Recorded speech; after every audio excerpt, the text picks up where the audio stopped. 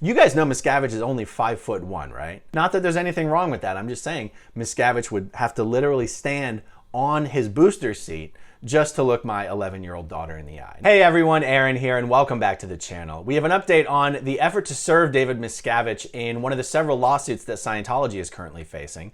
There's actually 3 civil suits and 2 criminal suits relating to Scientologists, one of which I haven't even discussed yet, but I'm going to cover that in a later video. Today's update has to do with the lawsuit that was filed earlier this year by 3 Australian Scientologists who were all trafficked for labor as minors on Scientology's ship called the Freewinds. In the legal filings, it's referred to the Flagship Service Organization, or FSSO, but in Scientology, it's just called the ship or the Freewinds. David Miscavige is personally named as a defendant in this lawsuit, and the plaintiff's attorneys have been trying to serve Miscavige for almost 5 months now. In the other 2 civil lawsuits against Scientology, those lawsuits were filed both of them almost exactly 3 years ago.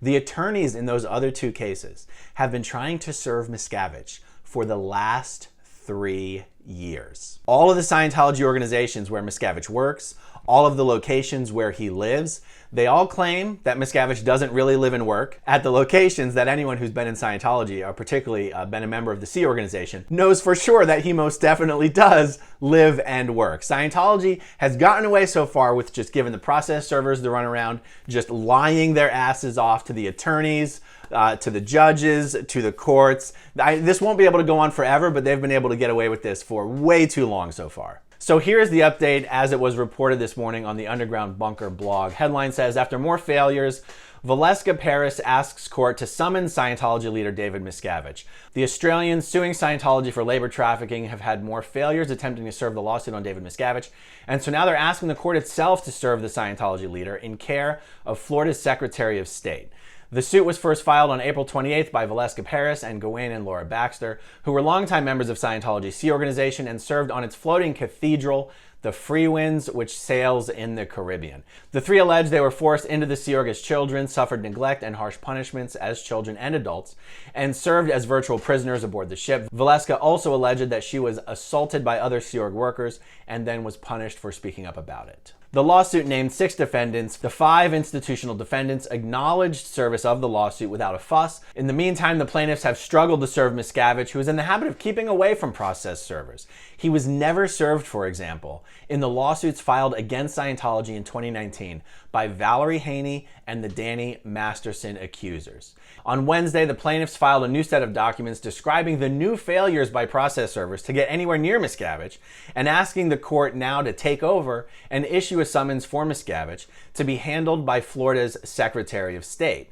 Here's how process server Hector Ramos described his frustrating day on August 16th trying to serve Miscavige at various sites at the Flag Land Base, Scientology's spiritual mecca in Clearwater, Florida. Now, he's going to detail 5 different efforts to serve Miscavige at different locations. Notice how the security guards all use the exact same language and respond in the exact same way, which goes to show you they have all been drilled extensively on what exactly to say and what exactly not to say to a process server. So August 16th, 2:59 p.m., attempted service at 210 South Fort Harrison Avenue. This is the Fort Harrison Hotel in Clearwater. Upon walking up to the front entrance, I was immediately stopped by 2 security guards. Both had tags on them with no names, just stating security guard. I advised them who I was and that I had legal documents for David Miscavige. They stated he does not live here, nor does he work at this location. Now, technically speaking, that's true. David Miscavige doesn't live at the Fort Harrison Hotel, and he doesn't work at the Fort Harrison Hotel, so that's fine. But the process server does have to try every single building, even if just to show that at every single building, they give the exact same response. I told them I had a few questions that I wanted to ask, and I was told they're not going to answer any more questions. I proceeded asking them my questions, but was told the same response for each question. I'm not answering any more questions. Okay, later that day, 3:23, attempted service at 215 South Fort Harrison Avenue. This is the Flag Building across the street from the Fort Harrison Hotel. Miscavige does actually have personal offices in this building, and he does have, you couldn't call it an apartment, you could call it a room. He has a place attached to his office, you know, with a bed, a closet, a bathroom, a shower. It's not an apartment, but whatever. Upon walking up to the front entrance, I was immediately stopped by one security guard. I advised him who I was and that I had legal documents for David Miscavige. He stated he does not live here, nor does he work at this location. I told him I had a few questions that I wanted to ask, blah, blah, blah. Okay, the exact same response from this security guard. Now, this is where the security guards are actually lying to the process server. Miscavige does work at that location. He does potentially live at that location. The thing about trying to find out where Miscavige lives is he doesn't actually live anywhere, depending on how you define the term. He has places he can stay everywhere. On every Sea Org base, he has a residence. In almost every place where there is a Sea Org base, he almost certainly has some residence off base where he can also stay. I think in some court filings, Scientology had said that Miscavige's residence was now in Florida. But that's really, where someone's legal residence is really just kind of a matter of where they pay taxes. Perhaps, legally speaking, you have to spend more than 50% of the year in that location, but there's no way for anyone to prove where Miscavige is, when he's there, and how long he's there. So talking about where he lives is really just a semantics game. Miscavige can be pretty much anywhere where he wants to be, which is why I think what's more pertinent to the conversation is where does he work? And he most certainly could be said to work in the Flag Building. And there's other buildings in Clearwater where he also works. So, okay, the next place they attempted service was a little later in the afternoon, 3:53 p.m. Attempted service at 200 North Osceola Avenue, Clearwater, Florida. This is the Sandcastle where wealthy Scientologists receive upper level auditing. Yeah, so this is the one building on the Flag Land Base, the big Scientology organization here in Clearwater, where the upper half, the confidential half of Scientology's so-called Bridge to Total Freedom is delivered. And the organization that Miscavige is the head of, RTC, Religious Technology Center, one of its primary stated purposes in the world of Scientology is to maintain the purity of the technology, the quality of delivery of these upper levels. And if there's any place on the base where RTC would have the greatest area of concern or the most interest, if there's any place on the base where Miscavige would have operational offices, it's the Sandcastle. I say operational as opposed to administrative. RTC absolutely has offices at the Sandcastle. I know from personal experience. I spent many years on the Flag Land Base. I'm just explaining it even if you understand RTC's role in safeguarding the upper levels of Scientology. This is the one building where it would make the most sense for Miscavige to have offices.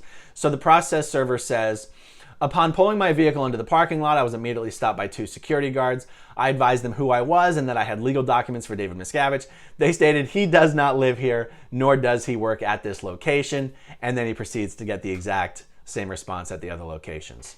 Again, the statement that Miscavige doesn't live there, probably a legally defensible statement. The statement that he does not work there, not a legally defensible statement. Next attempted service, 4:07 p.m., 118 North Fort Harrison Avenue, Clearwater, Florida. These are the offices of the Flag Service Organization where Miscavige also has offices. Now this building, I said a moment ago, the Sandcastle would be the most obvious place for RTC to have operational offices. This building is literally the administrative offices of RTC. This is where Miscavige has his offices. This building combined with one of the upper corners of the Flag Building are Miscavige's literal personal offices. Anyone who has spent any amount of time on the Flag Land Base as a Sea Org member knows this to be true. It is just remarkable that Scientology can run this scam on the courts. Okay, the process server says, upon walking up to the front entrance, I was immediately stopped by one security guard. I advised him who I was, that I had legal documents for Miscavige. He stated he does not live here, nor does he work at this location. I told him I had a few questions, blah, blah, blah. Exact same response from the security guard. Again, he doesn't live there, but he most certainly does work there. And I guess this begs the question, where does Scientology claim David Miscavige works? How can they claim that Miscavige is the ecclesiastical leader of Scientology and pretend to be completely ignorant about where David Miscavige works? It is such a sham. And I'm pretty sure at this point that the purpose of the process servers isn't to actually accomplish service. It's just to demonstrate a pattern of behavior so that they can show the courts that Scientology is just fucking with the courts at this point. Next place they attempted service was a little later in the afternoon, 551 North Saturn Avenue. This is the Hacienda Gardens apartment complex. This is the main place that David Miscavige lives in Clearwater. It has been for decades. He has an entire wing of the Hacienda Gardens renovated just for his own personal use. I did a video about this 4 weeks ago, detailing all of this. The process server says, upon walking up to the front entrance, I was immediately stopped by the security guard. I advised him who I was, that I had legal documents from Miscavige. He stated, he does not live here, nor does he work at this location. You know, if Scientology wanted to be really cute and clever about this, they would make sure that every security guard didn't say the exact same words verbatim, because a judge is going to look at this and go, you have obviously trained and drilled your security guards how to all deny any knowledge of Miscavige in the exact same way. And if he really didn't live and work there, of course everybody would be consistent in their denial, but everybody wouldn't be using the exact same words verbatim, the exact same phrase. It's almost like Scientology's being a little too cute here. I hope the judge sees through this. Okay, so then the process server flies to California and he attempts service at 6331 Hollywood Boulevard in Los Angeles. This is a big building called the Hollywood Guarantee Building.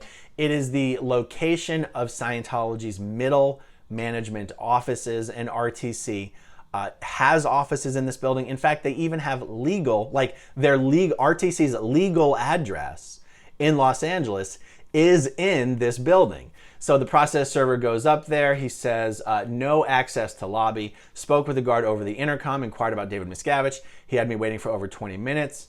I spoke to a guy named Juan. Juan finally came back and said, there is no such person.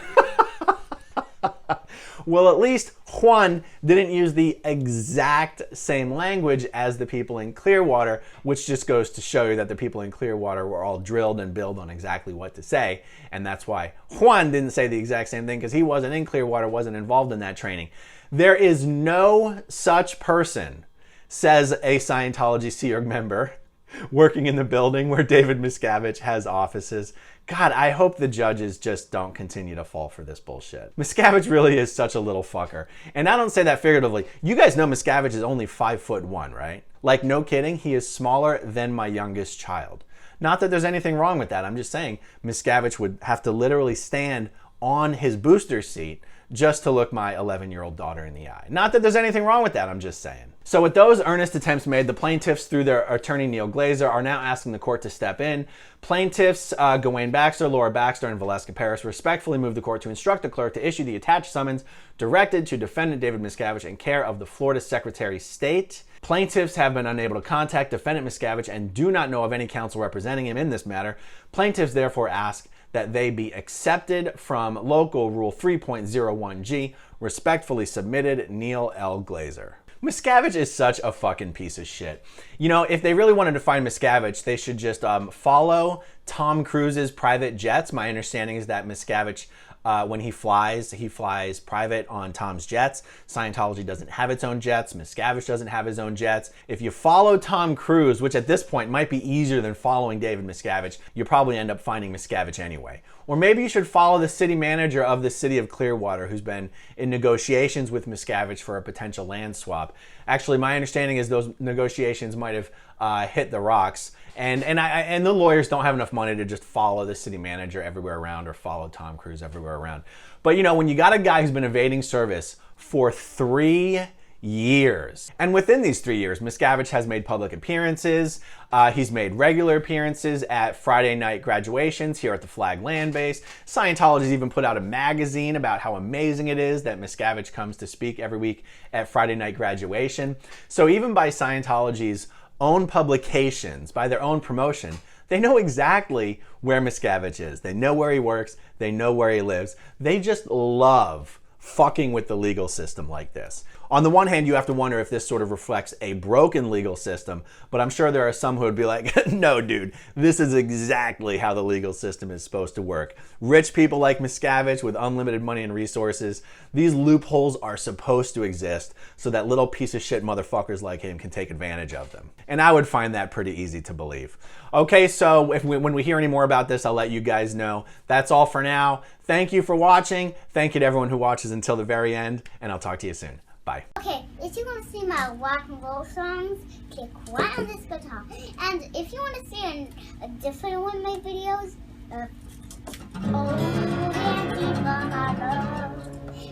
then you could click right inside here. If you have subscribed or not, subscribe